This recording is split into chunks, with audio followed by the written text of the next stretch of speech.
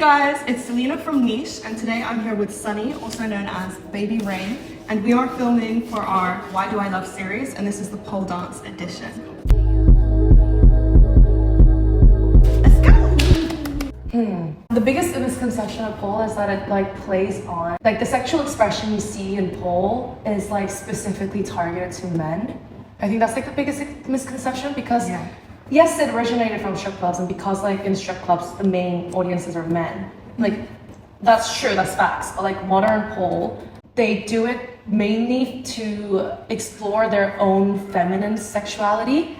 To the general public. A lot of the times if you go to the filthiest pole competitions and pole shows or burlesque shows or anything like that, audiences in there are mainly women. And good 50-60% of them are queer women. And I've never really seen a man appreciate the art of pole as much as a woman does. Exactly. Yeah. That's so true. Pole being about sex and being about sexuality that's not a misconception, that's facts. Fact. Because pole is inherently sexual. But a lot of the girls who come into my classes and a lot of the girls that I speak with do this professionally, they say that pole is kind of meditating for them, and they do it to have this space where they can release that feminine sexual energy. I've heard it being used for movement therapy. Without the risk of being so sad, risk of being assaulted. Period. 100%. When was that moment that you fell in love with pole? The moment I fell in love with pole, I had a very rough relationship with pole even from the beginning, because it's been I've never been the most athletic person. And when I saw a bunch of girls who would just start out after I guess 3 years into doing pole, and they would get all the moves and I'm just now getting it, it just really discouraged me. And I just recently stopped saying that I have a love-hate relationship with pole. Hate is gone. The almost. Hate is moving. Yes, okay, it's almost gone. It's almost gone. It gives me so many bruises and everything. I can see. But the love is bigger now. But anyways, going back to the question, when I fell in love with pole, I think it would have to be when I can't pinpoint the exact moment. Towards the end of my pole career, and I was starting to understand how much this meant for me. And that's when I was I think I'm definitely in love. And you can tell, you see, when you dance, you can just see the love and the passion for it when you do it. And I think that's just, it's so visually amazing. But I'm gonna edit it in there. Little bits and you'll see. What was the hardest thing about transitioning into professional pole? So when you took it from being a hobby, okay, we're doing professional. A lot of people try to put you down.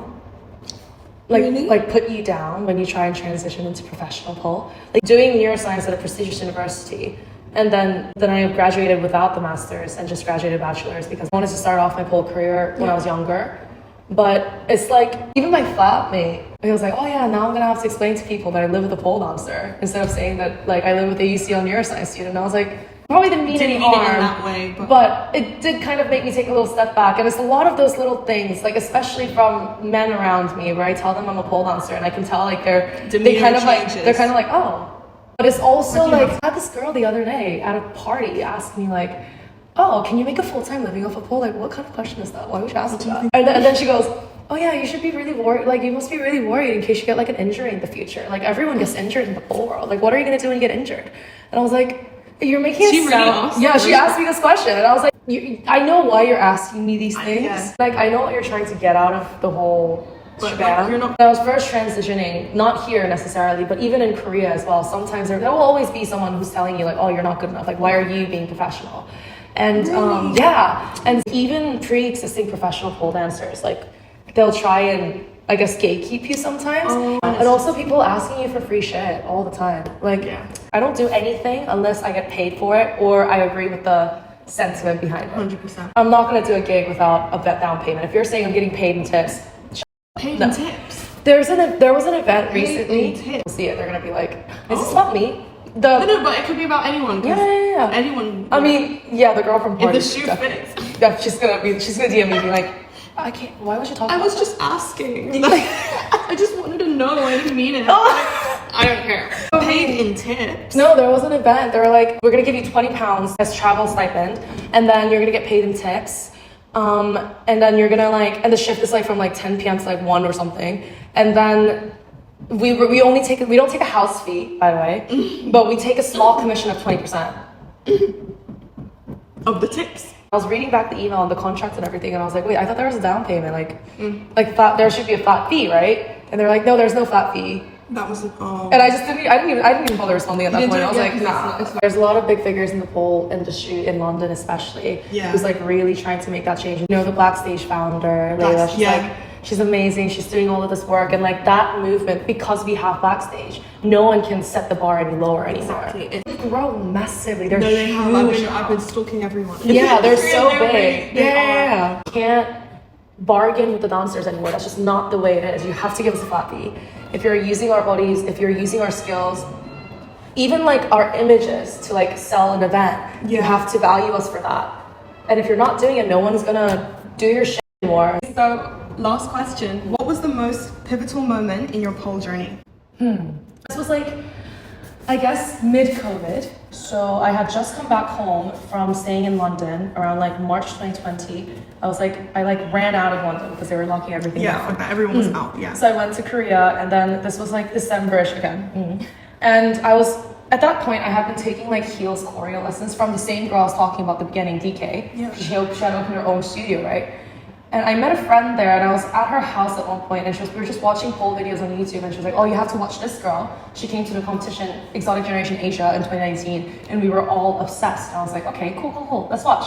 And I was watching her. Her name's Yoko. She's a Japanese pole dancer. She also like comes to London often as well. Oh yeah.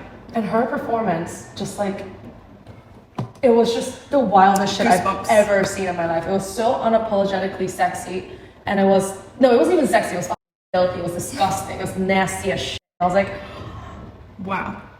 So yeah, that was the reason why I got into the style that I try to do now. And then the third one would be watching Kitty Velour perform in Black Stage last year. That was the first time I had seen someone do something in pole that I like imagined in my head but in real life, if that makes sense. Because like you never really get to see pole performances of that scale in real life. You always see them in like, it's like I was like, oh, I want to take pole but to like a newer level in front of audience and, you know, to everyone in the world, if that makes sense. But I had never really been able to get a physical example of what that, you know, looks like in real life. And the way she just plays with the audience, and she takes up the entire stage and the entire theater. Like, even though in videos she's just one person, if you see her in like real life, she's literally everywhere in that entire theater. Wow. It's insane. Stage presence. Yeah, so I was like, insane.